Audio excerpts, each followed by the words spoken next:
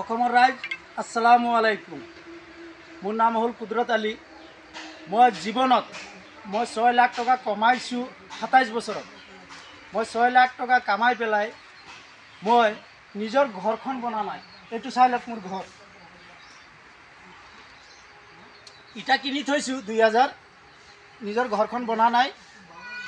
মোৰ ওচৰত 6 লাখ টকা কেছ আছিলে। মই 5 বছৰত গছ পুলি লগাইছোঁ স্কুলে। এটা স্কুলত 12টা পুলি মই নিজৰ হাতত কোৰ দি মই নিজে লগাই থৈ আহিছোঁ। মাজুলীত 200 স্কুল লগালোঁ, লখিমপুৰত 100 স্কুল দিলোঁ, যোৰহাট ডিষ্ট্ৰিক্টত 200 স্কুল দিলোঁ, আমাৰ নগাঁও ডিষ্ট্ৰিক্টত 140টা স্কুল দিলোঁ, গোলাঘাট ডিষ্ট্ৰিক্টত 240টা স্কুলত মই গছপুলি লগাইছোঁ।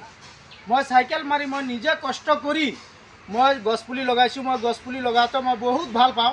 কেলে গছ গছনি জীয়াই থাকিলে আমি অবিহনে জীয়াই থাকিম। আজি যি ধৰণৰ গছ গছনি কাটিছে, আমি প্ৰকৃতি ধ্বংসহে কৰিছোঁ। মানুহ এটা ভাবিব লাগে কথা, তাকি এখন গছ কটাৰ আগত 2খন গছ পুলি ৰোপণ কৰিব লাগে। গছ গছনি জীয়াই থাকিলে আমি জীয়াই থাকিম। আমাক অক্সিজেন গছ গছনিয়েহে দিয়ে। আজি মই চাইকেল মাৰি দিল্লী গৈছিলোঁ।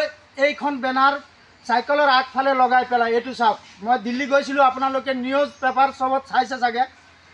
মই চাইকেল মাৰি এই গৰমত মে' মাহ 17 তাৰিখত মই গৰমত 31 দিনত মই দিল্লী চৰকাৰৰ ওচৰত গৈছিলোঁ, তাকি আমাৰ জনসাধাৰণৰ সমস্যা লৈ পেলাই মই দিল্লী চৰকাৰৰ ওচৰত গৈছিলোঁ। আমাৰ 13টা সমস্যা আছে জনসাধাৰণৰ সমস্যা। মই আমাৰ কলিয়াবৰৰ, জখলাবন্ধাৰ, চামাগুৰিৰ যিমান আমাৰ প্ৰেছ ৰিপৰ্টাৰ আছে, মই ডিচেম্বৰ মাহত 15 তাৰিখত মই যিটো বেনাৰ লৈ গৈছিলোঁ, মই 13টা সমস্যা ৰাইজৰ, মই সেই 13টা বেনাৰৰ সমস্যা ৰাইজৰ সমস্যাকেইটা মই আমাৰ ইয়াৰ যিমান সাংবাদিক আছে নগাঁও ডিষ্ট্ৰিক্টৰ, মই সেই সাংবাদিকৰ ওচৰত 15 তাৰিখ ডিচেম্বৰত মই সেই সাংবাদিককেইটাক মাতিছোঁ। অনুৰোধ সিহঁতে আহিব লাগে। আমাৰ ৰাইজৰ সমস্যা মই ভাঙি খুলি ক'ম চৰকাৰৰ ওচৰত, তাকি আমাৰ ৰাইজৰ সমস্যা সমাধান হ'ব লাগে। মই সেইটো লৈ 13টা বেনাৰ লৈ মই মোদী চৰকাৰৰ ওচৰত গৈছিলোঁ। মই মোদী চৰকাৰ বুলি নকওঁ, মই কি কয় ভাৰতৰ কি কয় পাহৰি গৈ আছোঁ, প্ৰধানমন্ত্ৰীৰ ওচৰত গৈছিলোঁ, তাকি আমাৰ ভাৰতৰ ৰাইজৰ সমস্যা 13টা সমাধান হ'ব লাগে। কি সমস্যা মই কৈ দি আছোঁ। মাত্ৰ মই 3টা কথা খুলি ক'ম। মই 3টা কথা খুলি কৈ আছোঁ। কি সমস্যা লৈ গৈছোঁ আপোনালোকৰ ৰাইজৰ সমস্যা। খালি ৰিপৰ্টাৰে খালি নিউজ বনালে নহ'ব। যদি ৰাইজৰ কামত যদি নিউজকেইটা যদি আহে, আপোনালোকে নিউজকেইটা বনাই যদি ৰাইজৰ কামত যদি নাহে, তেতিয়াহ'লে নিউজ কৰি লাভ নাইকিয়া। মই জানো যে ৰাইজৰ কিবা এটা সমাধান হ'ব লাগে। নিউজ দেখি পেলাই সেই নিউজটোত ৰাইজৰ সমাধান হ'ব লাগে। মই আপোনালোকক এতিয়া ভাঙি খুলি কৈ আছোঁ। 3টা দি আছোঁ। মোৰ ওচৰত 13টা সমস্যা আছে, বহুত ভাল সমস্যা। 1 নম্বৰ সমস্যা, আমাৰ ৰাস্তাত পাগল বহুত ঘূৰি থাকে। আমাৰ এটা ডিষ্ট্ৰিক্টত যদি হাইছ যদি পাগল হয়, একটা ডিষ্ট্ৰিক্টত একদম বহুত পাগল হয় যদি 50টা পাগল আছে।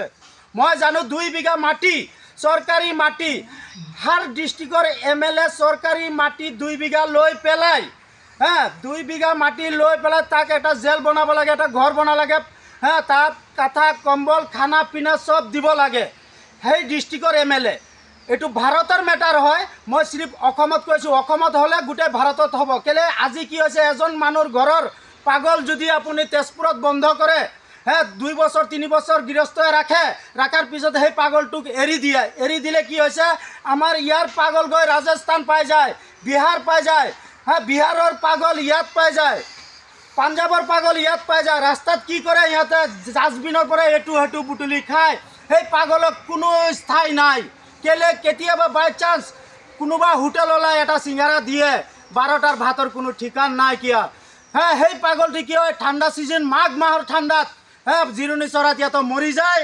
ইয়াতো বাটে ঘাটে ৰাস্তাত গাড়ীয়ে এক্সিডেণ্ট কৰে। ইয়াতো পাগলৰ কাৰণে গাড়ী একটা এক্সিডেণ্ট হয়, ইয়াতো পাগলক গাড়ীয়ে মাৰি পেলায়। মই জানো যে যদি এটা জেল বনায় 2 বিঘা মাটিৰ, 5টা মানুহৰ চাকৰিও হ'ব, তাৰপিছত তাক খানা পিনা সময় মোতাবিক পাব, 3 টাইম খানা খাব পাৰে, গা ধুৱাব পাৰে। সেই পাগলটোৰ এটা স্থায়ী থাকিব। ঘৰৰ মানুহ গৈ পেলাই 15 দিন 1 মাহত গৈ আপেল এটা খুৱাব পাৰিব বা ঘৰৰ পৰা এটা জলপান লৈ গৈ পাগলটোক খুৱাব পাৰিব। যেতিয়া পাগলটো মৰি যায় তেতিয়া সেই ঘৰৰ মানুহ আনি পেলাই ঘৰত তাৰ সমাধান কি কয় তাক যদি মুছলিম হয় কবৰস্থানত দিব পাৰিব, হিন্দু হয় যদি শ্মশানত দিব পাৰিব। তাৰ ক্ৰিয়াকৰ্ম চবেই কৰিব পাৰিব। পাগলটোৰ এটা স্থায়ী হ'ব। মই অসম চৰকাৰক আহ্বান জনাইছোঁ, আমাৰ অসমত এই বস্তুটো ডিচিজন লওক। একবাৰ যদি এটা জেল বনাই পেলাই যদি খানা পিনা 5টা মানুহ যদি ৰাখে, ডনেশ্যন কৰা মানুহ বহুত আছে। কেলে ইয়াতকৈ পবিত্ৰ জেগাত ডনেশ্যন কৰা জেগা নাই। খুব ধুনীয়া হ'ব। য'ত ত'ত স্কেন লগাব পাৰে। কোনোবা যদি 10 টকা ডনেশ্যন কৰে পাগলে পাব। পাগলে ভাল মন্দ খাই মৰিব পাৰিব। মই অসম চৰকাৰৰ পৰা আহ্বান জনাইছোঁ, ভাৰত চৰকাৰৰ পৰা আহ্বান জনাইছোঁ, আমাৰ অসমৰ হাৰ MLAক আহ্বান জনাইছোঁ, আমাৰ পাগলৰ এই স্থায়ীটো দিয়ক। ইয়াতকৈ পবিত্ৰ জেগা নাই ডনেশ্যন কৰিবলৈ। মই গোটেই অঞ্চল ঘূৰিছোঁ, পাগলৰ কোনো স্থায়ী নাইকিয়া। ক'ৰ পাগল ক'ত পাই যায়। মানুহ যদি আজি একটা পাগল 100 পাগলৰ ভিতৰত 30টা পাগল MA পাছ BA পাছ ওলাব।